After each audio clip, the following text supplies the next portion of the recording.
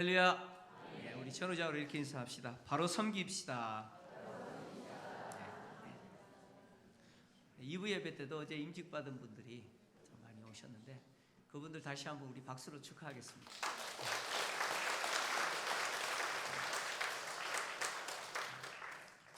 선교 훈련하시는 분들이 파송받는 선교사들에게 하는 말들이 있습니다. 선교제에 가면 꼭 필요한 게 뭐냐면 열정적으로 사용하는 겁니다. 할렐루야. 열정적으로 사용하는데 그거보다 더 중요한 게 있어요. 그게 뭐냐? 바른 복음의 선포입니다. 바른 복음의 선포 없는 열정적인 사역은 사람 죽여버립니다. 끔찍하죠? 사람을 죽이는데 그 열정이 발휘됩니다. 그래서 바른 복음의 선포가 그 열정과 함께 있어야 됩니다. 마찬가지로 교회를 세우고 교회를 섬기는 일꾼들에게도 필요한 것이 열정입니다. 근데 그 열정보다 더 중요한 게 뭘까요? 바른 진리 위에서, 할렐루야, 바른 진리 위에서 열정으로 섬기셔야 됩니다. 그래서 교회에 덕을 세우셔야 돼요.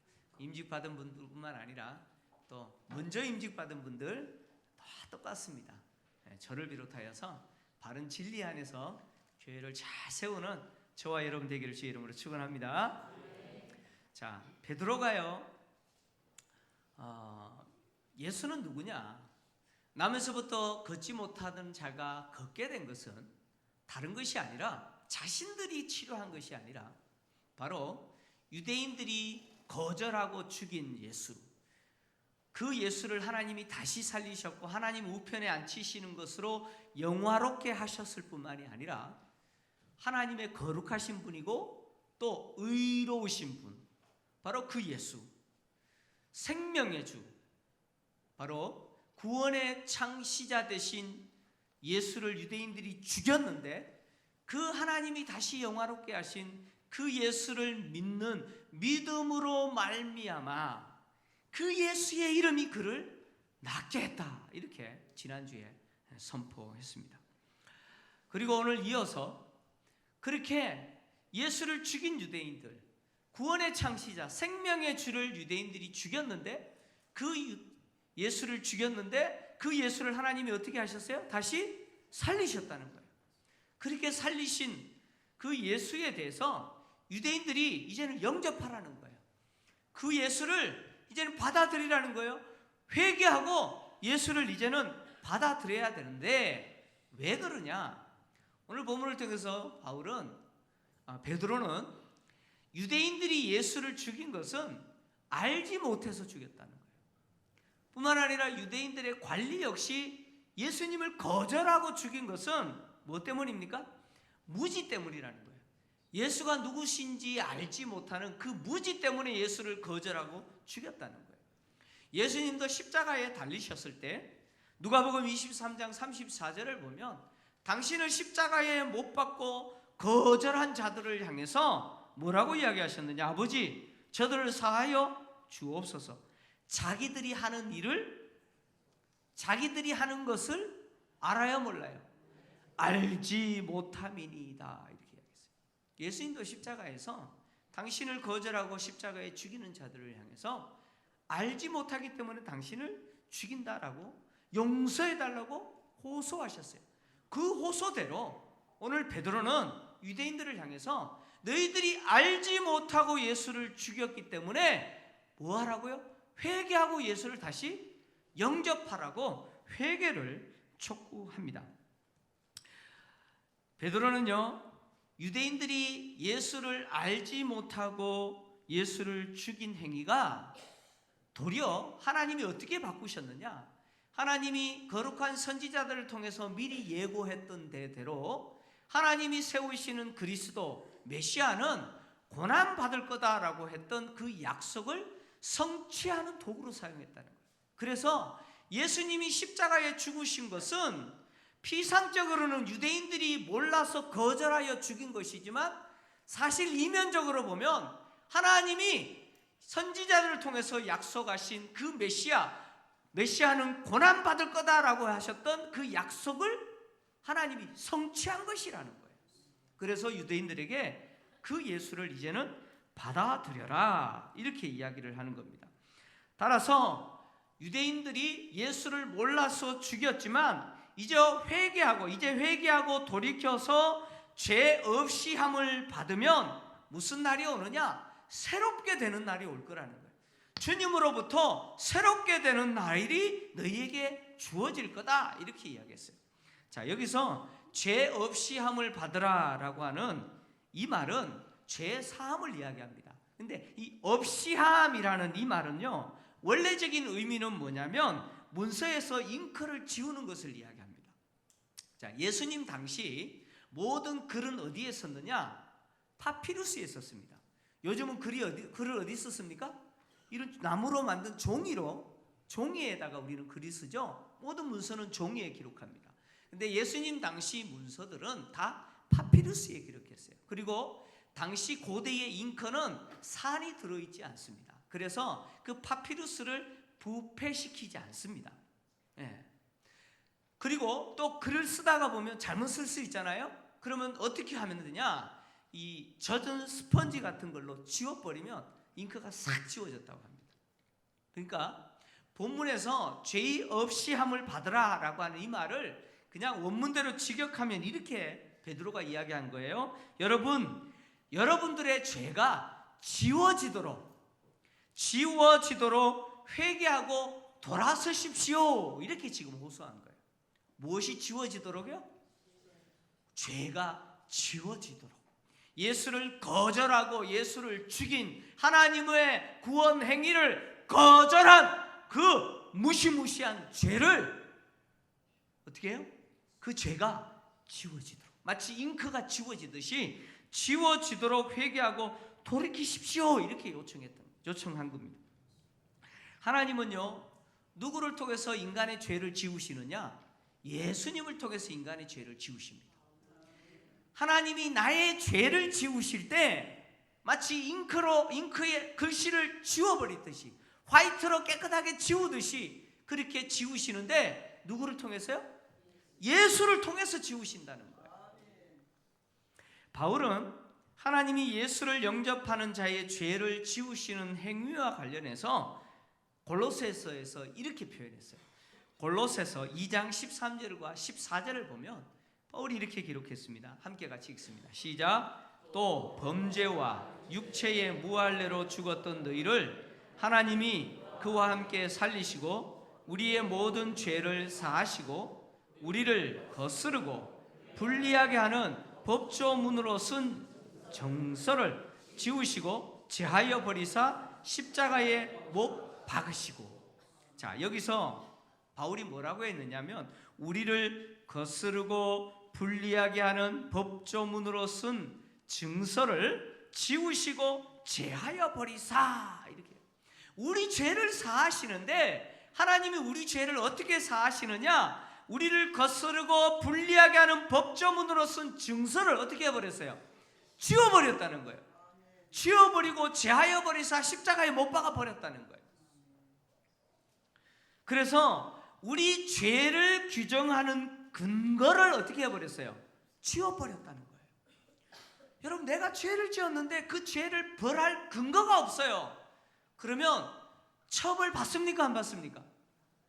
받아요? 처벌할 근거가 없어요. 그러면 처벌을 받지 않습니다. 바로 이것이 하나님이 우리 죄를 용서하시는 방법이라는 거예요. 우리 죄는 여전히 있어요. 내가 과거에 지었고 지금도 짓는 죄가 없어집니까? 사라져버립니까? 아니에요. 여전히 있어요. 그런데도 불구하고 우리가 처벌당하지 않는 것은 그 죄를 규정하는 근거가 되는 증서를 하나님이 어떻게 해버렸어요? 지워버렸다는 거예요. 잉크를 지우듯이, 글씨를 지우듯이 지워버렸다는 거예요. 그래서 우리 죄를 처벌할 근거가 없어요. 그래서 우리가 심판받지 않는다는 이야기예요. 할렐루야. 바로 이것이 하나님이 우리 죄를 지워버리시는 하나님의 용서의 행위라는 거예요. 바울은 이것을 이야기합니다. 베드로는 19절에서 20절을 통해서 이렇게 죄 사함을 받아서 우리 죄가 지워진 사람들에게는 바로 그렇게 지워진 유대인들에게는 두 가지 일이 일어날 거다. 첫째는 무슨 일이 일어나느냐? 새롭게 되는 날이 주 앞에서부터 너희에게 이르게 될 거다. 새롭게 되는 날이 주 앞으로부터 너희에게 임하게 될 거고, 두 번째, 하나님께서 너희를 위하여 예정하신 그리스도인 예수를 보내실 거다. 이렇게 약속했습니다. 자, 여기서 새롭게 되는 이라는 이 말을 직역하면요, 다르게 번역하면 어떻게 번역할 수 있냐면 한숨 돌리게 되는 그런 뜻입니다. 한숨 돌리다. 이 무슨 말일까요? 갑자기 또 왜 한숨을 돌립니까? 자, 이게 무슨 이야기냐면 좀 더 쉽게 이해하려면 구약의 한 사건을 기억하면 됩니다. 구약에 보면 하나님이 요나라고 하는 선지자에게 이제 앞으로 40일 후에 내가 저 아수르의 수도 니느웨를 심판할 거다. 너는 가서 40일 후에 하나님이 이 아수르를, 즉 니느웨 성을 심판할 거라고 외쳐라 라고 했어요. 물론 그 가는 과정에서 요나가 이렇게 엉뚱한 짓 하죠. 그러나 어쩔 수 없이 요나가 갑니다. 가서 3일 길인 그 니느웨 성을 딸랑 하루길 다니면서 하나님이 40일 후에 이 니느웨 성을 심판할 것입니다 라고 선포했더니 니느웨 성 백성들이 저 아래 종에서부터 시작해서 임금에 이르기까지, 심지어 짐승까지도 베옷을 입고 어떻게 합니까? 회개했어요. 그렇게 회개하니까 하나님이 40일 후에 심판하겠다라고 하는 그 심판을 어떻게 하셨어요? 취소하셨죠. 요나가 하나님 심판하나 안 하나 이렇게 앉아가지고 쳐다보고 있는데 심판 안 하세요. 그러니까 요나가 성길을 나가 나 죽여주세요 그랬잖아요. 그죠? 죽여주셔서 그랬잖아요. 하나님이 니느웨 성을 심판하겠다고 선언하셨지만 회개하자 심판을 취소했어요. 심판이 취소되자 니느웨 백성들이 취소된 하나님의 심판 앞에서 어떻게 했어요? 한숨 돌렸어요. 할렐루야. 한숨 돌렸어요. 바로 그 이야기예요. 즉 하나님이 예수를 통해서 심판을 선언하셨는데 이제 돌이켜서 회개하고 예수를 영접하면, 그래서 죄가 지워지는 은혜를 누리게 되면 예수를 통해서 선언하신 그 심판이 취소된다는 거예요. 그 심판에서 해당되지 않는다는 거예요. 심판이 면제된다는 거예요. 그러니까 심판에서 벗어나니까 한숨 쉬게 되는 거죠. 무슨 말인지 이해되시죠? 한숨을 쉬게 된다는 거예요. 또 여기 새롭게 되는 날이라는 이 말은 원어로 보면 시간들입니다. 시간들. 자, 이것은 시간들을 말하는데, 즉 구원 시대를 이야기합니다. 구원 시대를 네가 얻게 될 거라는 거죠. 특히 회개하고 돌이켜 죄사함을 받은 사람들은요, 선지자를 통해서 하나님이 예고하신 대로 종말에 하나님이 행하시는 그 구원 시대를 살게 될 거다. 하나님이 종말에 행하시는 그 구원의 역사를 누리게 될 거다. 바로 그 구원 시대를 살게 될 거다. 그렇게 이야기하는 겁니다. 이 구원 시대는 누구를 통해서 이루어지는 겁니까? 바로 예수를 통해서 이루어지는 구원 시대를 이야기합니다. 예수님의 오심을 통해서 시작된 그 구원의 시대, 그리고 그 구원의 시대는 예수님의 다시 오심을 통해서 어떻게 될 겁니까? 완성될 겁니다. 완성될 거예요. 그래서 이 예수님을 통해서 이루어지게 될 그 구원의 시대, 즉 하나님의 나라, 하나님의 나라, 그 하나님의 나라를 소유하는 감격을 누리게 될 거라는 거예요. 그 구원의 기쁨을 누리게 될 거다. 죄에서부터 자유케 되어지고 구원의 감격으로 살아가는 그런 시대를 맞이하게 될 거다. 어떻게 하면요? 죄 용서함을 받으며 죄가 지워지는 은혜를 누리는 사람에게 이 은혜가 있을 거다. 할렐루야. 지금 베드로가 이렇게 유대인들에게 선포했습니다. 그리고 또 두 번째, 이렇게 죄가 지워진 사람들에게 어떤 일이 일어나느냐? 하나님이 예정하신 그리스도인, 즉 예수를 보내실 거다. 이렇게 말했어요. 이 말은 무슨 말이냐? 예수님의 재림을 지금 베드로가 이야기를 하는 거예요. 하나님이 선지자들을 통해서 약속하신 구원의 시대는요, 바로 예수님을 통해서 시작되었고 예수님의 다시 오심을 통해서 완성되는 바로 하나님의 나라입니다. 하나님의 나라인데 이 예수님을 통해서 시작되어지고 완성될 그 하나님의 나라, 그 하나님의 나라는 예수님의 재림을 통해서 성취될 건데, 오늘 죄 용서함을 받고 죄가 지워진 사람들에게 오늘 하나님이 그 예수를 보내실 거라는 거예요. 다시 말씀드리면 예수님의 재림을 약속하고 있는 겁니다. 자, 예수님이 다시 오시는 날은 바로 구원이 완성되는 것이고, 하나님이 종말에 이루실 그 구원, 구속의 역사가 끝나는 겁니다. 근데 이렇게 주님이 다시 오시는 날, 하나님이 예수를 다시 보내시는 그날은 회개하고 죄 용서함 받아서 죄가 지워진 사람들에게는 그날은 구원의 완성이 되는 날이고, 구원의 완성을 누리는 감격적인 날이 될 거예요. 주님이 다시 오시는 그날은 회개하고 죄 용서받은 사람은 감격하는 날이 될 것이지만, 지속적으로 하나님이 세우신 그리스도 되신 예수를 거절하고 또 그 예수를 부인하는 자들에게는 그날은 어떤 날이 될 겁니까? 그날은 무슨 날이 될 거예요? 하나님이 예수를 통해서 행하시는 심판을 시행하는 날이 될 거라는 거예요. 그날은 심판의 날이 될 거라는 거예요. 오늘 베드로는 바로 이 예수님의 재림을 약속했는데, 그러나 오늘 베드로는 이 예수님의 재림이 즉각적으로 이루어질 거라고 말하지 않습니다. 하나님이 예수를 보내실 것이지만 즉각적으로 보내시는 것이 아니라 이미 선지자를 통해서 약속하신 것처럼 만물을 완전히 회복할 때까지 하늘이 누구를 받아두고 있습니까? 바로 그 예수님을 받아둘 거다, 이렇게 말했습니다. 이건 무슨 이야기냐? 하늘이 예수님을 받아두고 있을 것이다라는 이 표현은 예수님이 재림 때까지 예수님이 하나님 우편에서 통치하실 거라는 거예요. 하나님 우편에 앉아 계실 뿐만 아니라 그 하나님 우편에서 통치하실 것이다 라는 표현인데, 이 표현을 동일하게 바울이 고린도전서에서 동일하게 표현했어요. 고린도전서 15장 24절에서 26절을 보면 바울이 이렇게 베드로의 말과 같은 의미를 표현했는데, 자, 한번 같이 읽겠습니다. 읽겠습니다. 시작. 그 후에는 마지막이니 그가 모든 통치와 모든 권세와 능력을 멸하시고 나라를 아버지 하나님께 바칠 때라. 그가 모든 원수를 그 발 아래 둘 때까지 반드시 왕노릇 하시리니 맨 나중에 멸망받을 원수는 사망이니라. 아멘. 자, 바울이요 베드로의 말과 동일하게 뭐라고 이야기했느냐? 예수님의 부활에 대해서 이야기하면서 제일 먼저 부활하신 분은 예수 그리스도라는 거예요.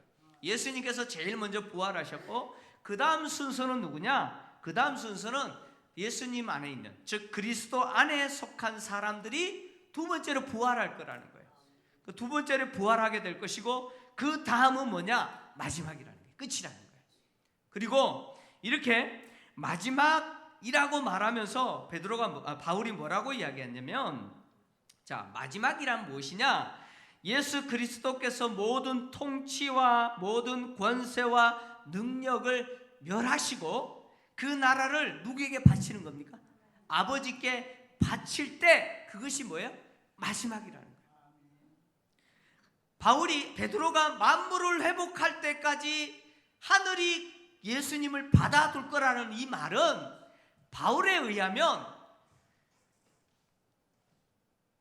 하나님이 세상의 모든 통치와 권세와 능력을 멸하시고, 그러니까 예수님이 하나님 우편에 앉아 계시지만 그 앉아 계시면서 세상을 통치하시면서 세상의 통치자들과 권세와 능력들을 어떻게 합니까?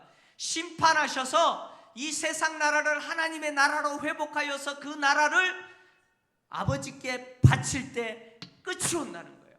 그리고 그 마지막에 최종적으로 심판받는 것이 뭐예요? 사망이다 라고 하는 것을 이야기합니다. 그러니까 이런 이야기예요. 지금 베드로가 만물을 회복할 때까지 하늘이 그리스도를 받아둘 거라는 이 말은, 예수님이 재림하셔서 하나님의 나라를 완성하고 그 나라를 하나님께 바칠 때까지 예수님은 하나님 우편에 앉으셔서 뭐 하십니까? 여전히 세상을 통치하신다는 거예요. 세상을 통치하시면서 세상의 통치자들과 권세들과 능력을 어떻게 합니까? 심판하신다.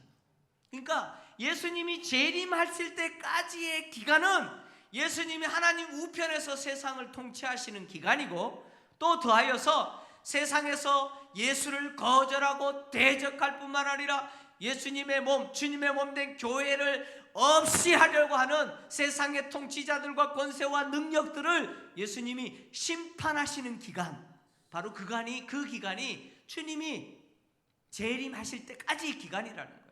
그리고 주님이 재림하실 때에 바로 그 세상의 통치자들과 권세와 능력들은 최종적으로 어떻게 됩니까? 망하게 될 거라는 거예요. 심판당하게 될 거라는 거예요. 여러분, 지금도 우리는 어떤 믿음을 가져야 되냐면 예수님이 하나님 우편에서 세상을 통치하고 계신다. 할렐루야. 지금도 예수님은 하나님 우편에서 세상을 통치하고 계실 뿐만 아니라 우리를 힘들게 만들고 주의 몸된 교회를 없이 하려고 할 뿐만 아니라 예수를 거절하고 예수를 박해하는 그 세상의 통치자들과 권세와 능력들을 어떻게 하십니까? 심판하고 계시는 분이 주님이시라고 하는 사실을 여러분 믿으셔야 돼요. 할렐루야. 이 믿음을 갖고 여러분은 세상 속에서 사셔야 됩니다. 여러분, 주님이 빨리 재림하시면 좋겠죠?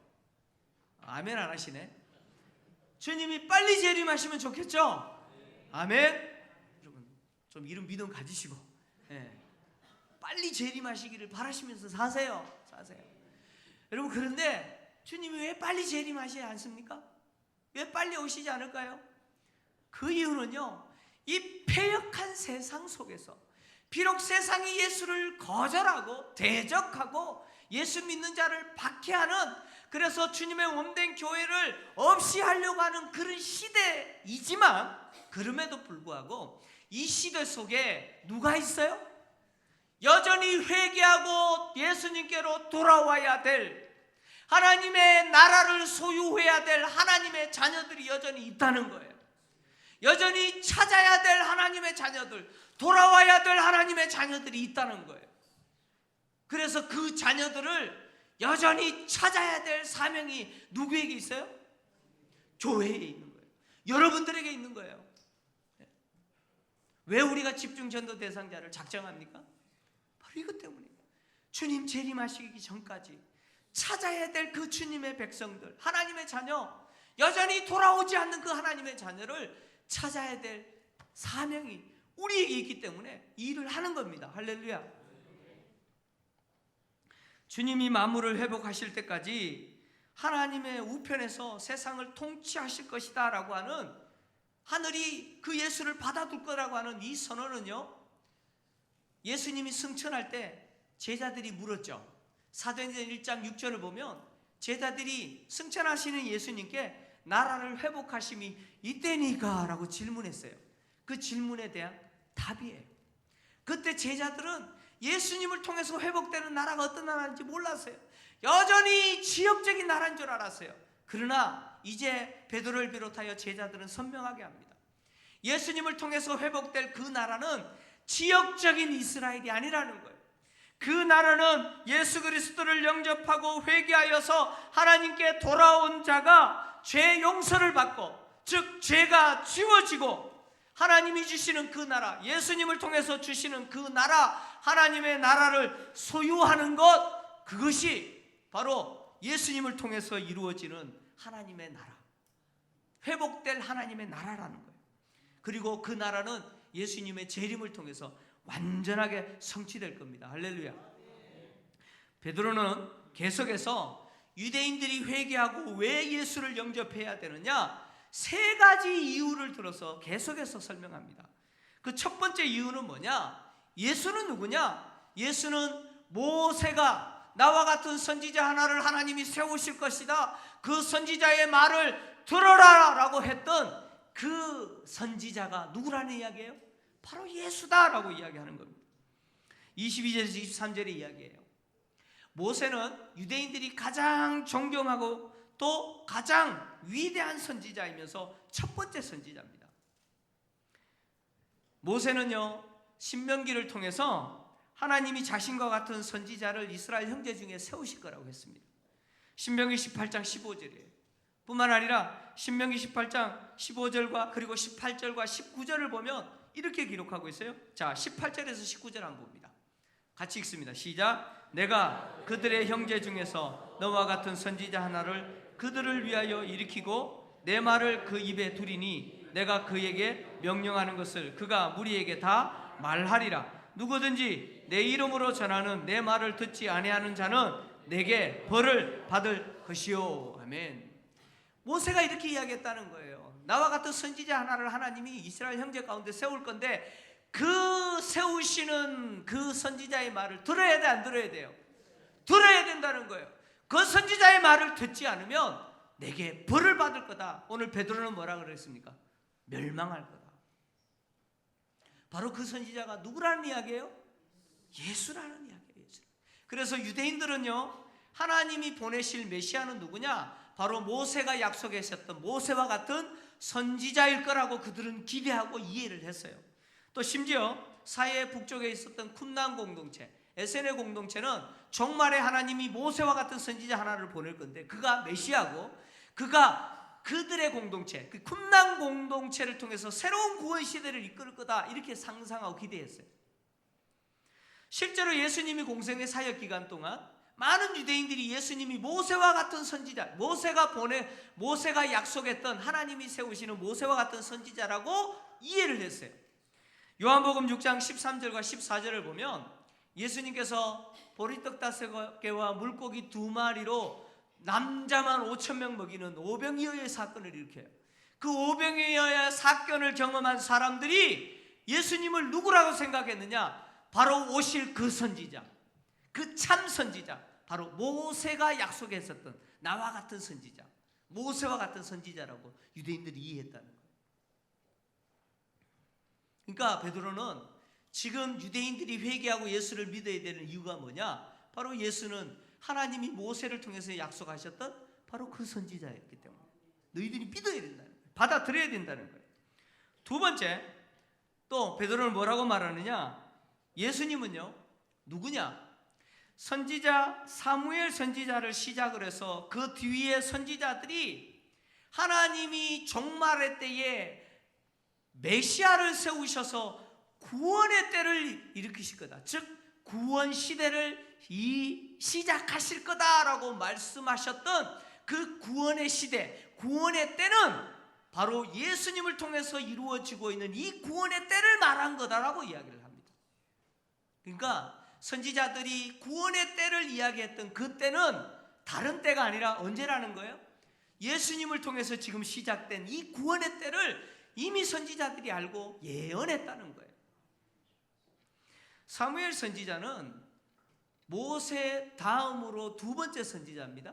근데 사무엘 선지자는 직접적으로 메시아에 대해서 이야기한 적은 없습니다. 그러나 그는요, 사울에게서부터 나라를 하나님이 빼앗으셔서 다윗에게 줄 거라고 약속하면서 다윗 왕국을 예고했어요.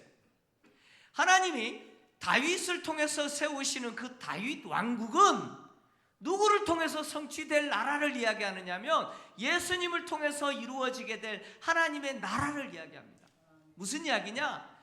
하나님의 나라는 새 이스라엘으로서 나라인데 바로 다윗 왕국과 같은 나라라는 거예요.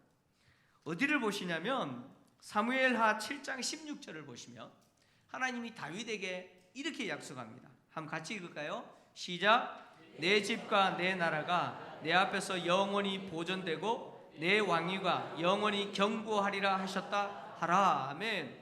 하나님이 다윗에게 약속하기를 너의 나라, 다윗 왕국이죠. 다윗의 나라가 내 앞에서 영원히 보존될 거다. 그리고 너의 왕위가 영원히 견고하게 될 거라고 하는 이 약속은 다윗의 후손들이 계속해서 왕위의 역할, 왕노릇 할 거라는 이야기도 되지만 실제로 이 약속은 무슨 약속이에요? 바로 메시아를 통해서 이루게 될 다윗 왕국과 같은 나라, 하나님의 나라, 새로운 이스라엘로서의 하나님의 나라를 이야기한다는 거예요. 그래서 예수님을 통해서 이루어지고 있는 이 구원 시대는 바로 선지자들이 이야기했던 바로 그 구원의 때라는 거예요. 그래서 유대인들 너희들이 몰라서 예수를 죽였지만 이제는 어떻게 해요? 회개하고 돌아서서 예수를 영접해라는 거예요. 세 번째 마지막으로 베드로는 왜 예수를 영접해야 되느냐? 예수는 누구시냐? 바로 하나님이 유대인들의 조상 아브라함과 언약을 맺으시면서 약속하신 너희와 너의 후손을 통해서 모든 세상의 민족이 복을 받을 것이다 라고 한 그 약속대로 모든 세상의 민족에게 복을 주시기 위해서 오신 아브라함의 씨가 누구라는 거예요? 바로 예수라는 거예요. 하나님은요, 갈대아 우르에서 우상 숭배하던 아브라함을 부르시고 아브라함에게 세 가지를 약속하셨는데 그 세 가지 약속 가운데 한 가지가 뭐냐? 너와 너의 후손을 통해서 세상의 모든 민족이 복을 받을 거라는 거예요. 창세기 12장 3절 한번 같이 읽습니다. 시작. 너를 축복하는 자에게는 내가 복을 내리고 너를 저주하는 자에게는 내가 저주하리니 땅의 모든 족속이 너로 말미암아 복을 얻을 것이니라 하신지라. 아멘. 하나님은 아브라함에게 너를 통해서 세상의 모든 민족이 복을 받을 것이다 라고 한 약속을 했는데 이 약속은 창세기에서 아브라함에게 세 번이나 하셨어요. 창세기 12장 3절에서 하셨고 18장 18절에서 22장 18절에서 세 번에 걸쳐서 아브라함에게 했어요. 그리고 아브라함뿐만 아니라 이 약속은 누구에게 이어지느냐? 이삭에게 이어집니다. 그래서 창세기 26장 4절에 이삭에게 이 약속을 동일하게 합니다. 이삭뿐만 아니라 이삭의 아들 야곱에게 또 이 약속을 하시는데 창세기 28장 14절에 야곱에게 이 약속을 또 합니다. 그러니까 아브라함과 아브라함의 후손을 통해서 세상의 모든 민족이 복을 받을 것인데 이 약속은 결국 누구를 통해서 이루어졌다는 거예요? 바로 아브라함의 씨로 오신 예수님을 통해서 이루어졌다는 거예요. 그래서 베드로는 아브라함에게 주신 이 약속을 이루시기 위해서 하나님이 예수를 유대인들에게 먼저 보냈다는 거예요. 이 말은 예수님이 유대인의 혈통으로 태어나셨어요. 그래서 예수님이 유대인들을 위해서 사역하셨어요. 여러분 공생애를 보면 예수님의 공생애 사역을 보면 예수님이 주로 대상으로 삼은 사람들이 누구예요? 유대인들입니다. 유대인들입니다. 물론 이방인들에게도 사역을 하셨지만 주로 유대인들이에요. 심지어 마태복음 15장 24절을 보면 두로와 시돈 지방을 방문하신 예수님이 귀신 들린 한 딸을 둔 어머니에게 뭐라고 이야기하셨어요? 이렇게 이야기했어요. 나는 이스라엘 집에 잃어버린 양 외에는 다른 데로 보내심을 받지 아니하였다. 나는 유대인들을 위해서 왔다는 거예요. 그런데 그 유대인들이 예수를 거절했죠. 바울도 동일하게 예수님은 아브라함의 씨라고 이야기합니다. 갈라디아서 3장 16절 마지막으로 같이 읽습니다. 시작. 이 약속들은 아브라함과 그의 자손에게 말씀하신 것인데 여럿을 가리켜 그 자손들이라 하지 아니하시고 오직 한 사람을 가리켜 내 자손이라 하셨으니 곧 그리스도라.